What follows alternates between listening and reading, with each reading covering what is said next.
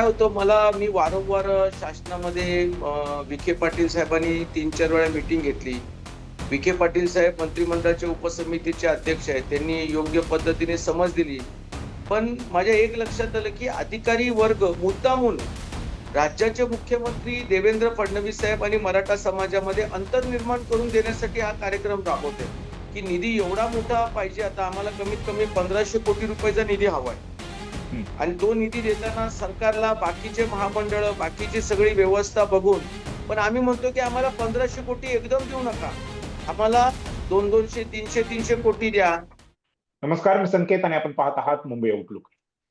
नमस्कार. राज्यामध्ये पुन्हा एकदा मराठा आरक्षणाचा मुद्दा जो आहे तो तापलेला आहे. एका बाजूला मनोज जरांगे पाटील यांनी पत्रकार परिषद घेऊन कशा पद्धतीने मराठा जे कुणबी प्रमाणपत्र त्यांना देण्यात आलं होतं ते अवैध ठरवलेलं आहे. प्रशासनावरती, शासनावरती त्यांनी गंभीर आरोप केलेले आहेत. विशेष करून मंत्री बावनकुळे असतील किंवा राज्याचे मुख्यमंत्री देवेंद्र फडणवीस असतील यांच्यावरती त्यांनी गंभीर आरोप केलेले आहेत. यानंतर हे वातावरण आणखी तापलेलं आहे आणि अशामध्येच आमदार नरेंद्र पाटील यांनी काल पत्रकार परिषदेमध्ये काही खळबळजनक असे दावे केलेले आहेत. त्या अनेक दाव्यांपैकी एक दावा असा आहे की काही अधिकारी जे आहेत तेच मराठा समाज आणि सरकारमध्ये दुरावा निर्माण करण्याचा प्रयत्न करतायत. नरेंद्र पाटील यांच्याकडे असे कोणती माहिती आहे, काय पुरावे ज्याच्या आधारावरती त्यांनी हे असे आरोप केलेले आहेत किंवा असा दावा केलेला आहे, हे समजून घेण्यासाठी आपल्यासोबत खुद्द नरेंद्र पाटील साहेब आहेत. सर, मुंबई आउटलुक मध्ये तुमचं स्वागत आहे आणि वेळ दिल्याबद्दल आभार. काय आरोप आहेत किंवा काय दावे आहेत तुमचे? सर्वप्रथम माझ्याकडे महाराष्ट्र शासनाची अण्णासाहेब पाटील आर्थिक विकास महामंडळाची जबाबदारी आहे, ज्याला आदरणीय देवेंद्र फडणवीस साहेबांनी मराठा समाजाला व्यवसायाच्या निमित्ताने त्या ठिकाणी उद्योजक करण्याकरिता एक जबाबदारी सोपवली होती.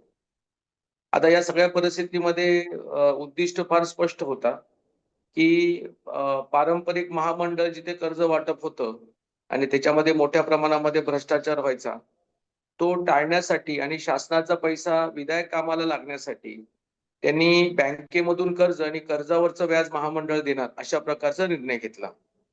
महाराष्ट्रामध्ये दौरे करून आमच्या एक लक्षात येत होतं की याच्यात काही त्रुटी आहे, तर आम्ही अधिकाऱ्यांकडे बसायचो. आम्ही राज्यस्तरीय बँकर्सची मीटिंग असायची, महाराष्ट्र शासनाच्या माध्यमातून बँक ऑफ इंडिया लावायची, त्याच्यामध्ये आम्ही मुद्दे मांडायचो आणि खूप मेहनत केली. मागच्या 4-5 वर्षामध्ये दौरे केले जिल्हा स्तर आणि तालुका स्तरावरती, आणि नंतर तिथे कुठेतरी आज 1,80,000 मराठा उद्योजक झाले. आता काय झालं की राजकारणामध्ये शासकीय अधिकारी आम्हाला महामंडळाच्या व्यवस्थापकीय संचालक आहेत. या व्यवस्थापकीय संचालकांनी गेल्या वर्षीचा कारभार हातात घेतला आणि हळूहळू काय केलं की त्यांनी हळूहळू जाणीवपूर्वक प्रमाणपत्र डिले करणं, प्रमाणपत्रामध्ये अटी शर्ती निर्माण केलेत. त्याच्यानंतर त्यांनी प्रमाणपत्र जे आम्ही अगोदर दिलेले होते ते प्रमाणपत्र अचानकपणे त्यांनी रद्द केले. म्हणजे 2025च्या अगोदर कुणाचं प्रमाणपत्र असेल तर डायरेक्ट ते रद्द करण्यात यावेत. त्याच्यानंतर 2024चे प्रमाणपत्र डायरेक्ट रद्द करण्यात यावेत. आणि जाणीवपूर्वक हे का केलं की याचं कारण काय मला माहित नाही, परंतु शासनाच्या एका जबाबदार IAS ऑफिसरनी या विषयावरती सखोल चर्चा केली पाहिजे होती, अभ्यास केला पाहिजे होता की याच्यामध्ये लाभार्थ्यांचं नुकसान होणार आहे मोठ्या प्रमाणामध्ये. हे कुठेही न करता त्यांनी अंमलबजावणी केली. महाराष्ट्रामध्ये ज्या वेळेला लोकांमध्ये मोठ्या प्रमाणामध्ये एक रोष निर्माण झाला आणि मी साहेबांचा मुलगा म्हणून सातत्याने लोक मला फोन करायची, संघटनेची लोक फोन करायची, आणि हळूहळू माझ्या लक्षात आलं की अरे, हे तर सरकारच्या विरोधातच कालखंड करतोय, राजकारण करतोय. म्हणजे शासकीय अधिकारी सरकारच्या विरोधामध्ये मराठा समाजाला भडकवण्याचं काम करतात, हे स्पष्टपणे दिसून येतो ना. कारण MDनी सर्वप्रथम बोर्ड मीटिंग मध्ये किंवा चेअरमनला तर विचारलं पाहिजे ना, पण शासनाचा याचा फायदा का नुकसान, का लाभार्थ्यांचा फायदा का नुकसान, हे बघण्याचं काम कुणाचं आहे? MDचं आहे. पण MDने अशी अंमलबजावणी केली, त्यामुळे लोकांमध्ये मोठा गैरसमज निर्माण झाला. 3 दिवसापासून दौरा आहे. या संबंध दौऱ्यामध्ये लोकांनी खूप नाराजी व्यक्त केली आणि ती सरकारच्या विरोधातलीच होती. म्हणून अशा प्रकारे अधिकारी मराठा समाजाचा असून देखील पण मराठा समाज आणि शासन आणि विशेषतः आदरणीय देवेंद्र फडणवीस साहेबांच्या विरोधामध्ये एक म्हणतात ना रणनीती आखण्याचं काम चाललंय असं स्पष्टपणे मला वाटतं. नाही, परंतु मनोज जरांगे पाटील यांनी जी काही पत्रकार परिषद घेतली त्यामध्ये त्यांनी असं कुठल्याही अधिकाऱ्याचा किंवा प्रशासकीय स्तरावरती हे सगळं होतंय अशा पद्धतीचा त्यांनी उल्लेख केला नाही. त्यांनी थेट नावं घेऊन, म्हणजे अगदी मंत्री चंद्रशेखर बावनकुळे साहेब आहेत त्यांचं नाव घेऊन त्यांनी आरोप केला की त्यांनी पत्र दिलं आणि त्यानंतर मग ह्या सगळ्या गोष्टी झालेल्या आहेत. नाही, तुम्ही जे विचारताय ते कुणबी प्रमाणपत्राचं बोलताय. हम्म, हम्म, मी जे बोलतो ते अण्णासाहेब पाटील आर्थिक विकास महामंडळ, आणि मी तर हम्म, स्पष्टपणे नावच घेतो, MD हम्म, विजयसिंह देशमुख. कारण काय होतं, कुणबी प्रमाणपत्राबद्दल मनोज दादा जरांगे पाटील हे पाठपुरावा करतायत आणि त्यांच्या काय लक्षात आलं असेल ते त्यांना माहिती आहे. मला हम्म. त्याच्याबद्दल एवढी कल्पना नाहीये. बरं. परंतु महामंडळाबद्दल मी आतापर्यंत आपल्याला माहिती दिली. बरोबर. मग आता हे याच्यामध्ये सुधारणा कशी होणार? कारण मग शासनाचं लक्ष नाही आहे का महामंडळाच्या एकंदरीत सगळ्या कामकाजावरती? काय होतं, मी वारंवार शासनामध्ये विखे पाटील साहेबांनी 3-4 वेळा मीटिंग घेतली. विखे पाटील साहेब मंत्रिमंडळाचे उपसमितीचे अध्यक्ष आहेत. त्यांनी योग्य पद्धतीने समज दिली. पण माझ्या एक लक्षात आलं, की अधिकारी वर्ग मुद्दामून राज्याचे मुख्यमंत्री देवेंद्र फडणवीस साहेब आणि मराठा समाजामध्ये अंतर निर्माण करून देण्यासाठी हा कार्यक्रम राबवतात. आता एखादा कॅबिनेट मंत्री ज्यावेळेला MD ला समजावून सांगतो, की "बाबा रे, या माणसाने काम केले. तुझ्या या भूमिकेमुळे सरकार आणि मराठा समाजामध्ये अंतर निर्माण होऊ शकतो, गैरसमज निर्माण होऊ शकतात." तरी अधिकारी ऐकत नाही. याचा अर्थ स्पष्ट होतो. एकतर त्या अधिकाऱ्याला कुठेतरी कुणीतरी वेगळ्या प्रकारचं सूचना दिलेल्या आहेत, की या समाजामध्ये आणि भारतीय जनता पक्ष आणि देवेंद्रजींच्या मध्ये कसं अंतर निर्माण होता येईल याचा प्रयत्न करेन. तोच तो करतोय. त्यामुळे याच्यातून एक गोष्ट ही पण मग निदर्शनास येते की सरकारचं नियंत्रण नाही आहे प्रशासनावरती. ही गोष्ट खरी आहे. मी नाकारणार नाहीये. हम्म, ही गोष्ट खरी आहे. मी नाकारणार यासाठी नाहीये, की सरकारने वेळोवेळी याच्यामध्ये लक्ष दिलं पाहिजे. कुणबी प्रमाणपत्राचा विषय असू दे, सारथीचा विषय असू दे किंवा महामंडळाचा विषय असू दे. कारण वर्षोनवर्षी मराठा समाजाचे मुख्यमंत्री असून देखील पण न्याय दिला नाही. परंतु मराठा क्रांती मोर्चाला आणि मराठा समाजाच्या भूमिका समजून घेऊन आदरणीय देवेंद्र फडणवीस साहेब आणि कालांतराने एकनाथ शिंदे या दोघांनी मराठा समाजाला न्याय दिलेले आहे. म्हणजे त्यांनी पण कुठेतरी याचा पाठपुरावा, कुठे अडचणी येतात ते सोडवणं तात्पुरतं त्वरित गरजेचं आहे. बरोबर. ह्याच सारथीचा तुम्ही उल्लेख केलात, महामंडळ आहे. तर याच्यामधून आणखीन मराठा वर्गाची एक अपेक्षा आहे की त्यांना मोठ्या प्रमाणामध्ये जो फंड आहे तो शासनाकडून मिळाला पाहिजे. 10,000 कोटी मिळाला पाहिजे, 15,000 कोटी मिळाला पाहिजे. ह्याकडे पण सरकार म्हणून काही दुर्लक्ष होतंय का? म्हणजे प्रशासकीय काम तर एक वेगळ्या बाजूला, परंतु निधी जो दिला पाहिजे होता तो तेवढा निधी पण सरकारकडून मिळत नाहीये. अशा देखील काही मागण्या किंवा आक्षेप महामंडळ आणि सारथीवरती आहेत. बघा काय होतं साहेब, निधीचा आकडा हा क्रमप्राप्त नाही मानत मी. परंतु हम्म, जेवढा निधी लागेल तेवढा तर निधी शासनाने दिला पाहिजे. आता हम्म. म्हणजे तो दिला जात नाहीये. मागच्या म्हणजे तो वर्षी दिला ज्या जात वेळेला नाहीये. ऐका ना, मागच्या हा. वेळेला ज्या वेळेला एकनाथ शिंदे साहेब मुख्यमंत्री होते, त्यावेळेला साहेबच त्या ठिकाणी फायनान्स मिनिस्टर होते. हम्म, आम्हाला व्यवस्थितपणे निधी मिळत होता, किंबहुना निधीला जरी कुठे काय अडचण आली आणि जरी मी साहेबांना भेटलो तरी तो निधी मिळत होता. कारण त्यांनाही माहिती आहे की निधी योग्य मार्गाने जातोय. आमच्या बरोबर. प्रशासकीय खर्चावरती एवढा खर्च होतच नाही. हम्म, परंतु नंतर काय झालं, साहेब परत मुख्यमंत्री झाले, अर्थ खातं अजितदादांकडे गेलं आणि त्याच्यानंतर मी वारंवार दादांना पण भेटायचो उपमुख्यमंत्री म्हणून. पण कधीतरी गांभीर्याने ह्याच्यामध्ये ना लक्षच दिलं गेलं नाही.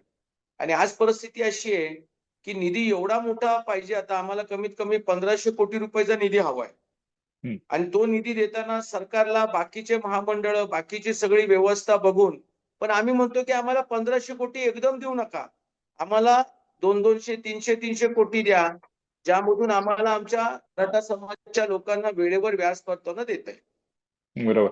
नाही, पण हा आतापर्यंत किती निधी, म्हणजे आता महायुतीचं सरकार आल्यानंतर म्हणजे शिंदेचे जे काय मुख्यमंत्री होते, शिंदे साहेब मुख्यमंत्री होते, तेव्हापासून आतापर्यंत किती निधी एकूण महामंडळाला मिळालेला आहे, हा एक प्रश्न. आणि दुसरा प्रश्न की ह्याचं वितरण तुम्ही कसं केलं, यातून किती मराठा तरुणांना याचा लाभ झाला?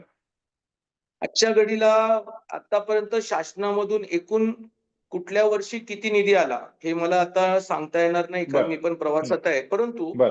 मी योग्य नक्की सांगेल की 1,80,000 मराठा उद्योजक या महामंडळाच्या योजनेअंतर्गत झालेले आहेत, पहिला मुद्दा. दुसरा मुद्दा, आमचं सर्व महामंडळ हे ऑनलाईन पद्धतीने चालतं.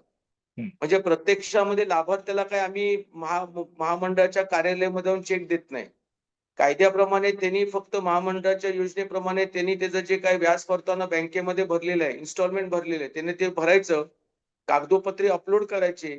आमची हेड ऑफिसला एक टीम आहे, ती सगळी टीम स्क्रुटिनी करते, तपासणी करते आणि मग ते आमचे पेमेंट एमडीच्या सहीला जातात. एमडीच्या सहीला म्हणजे ते ऑनलाईन पद्धतीने त्याचे पैसे जातात. त्याच्यामुळं जे लाभार्थी आहेत त्यांना 100% न करप्शन करता, न फालतूगिरी करता त्यांना त्यांचे पैसे त्यांच्या खात्यावर वेळोवेळी मिळतात. फक्त मागच्या काही 5-6 महिन्यामध्ये हा जो व्यवस्थापकांच्या काय नवीन त्रुटीमुळे जो काही अंतर निर्माण झालाय, त्याच्यामुळे लाभार्थ्यांनाही खूप मोठ्या प्रमाणामध्ये एका वेगळ्या विषयाला सामोरं जावं लागतंय.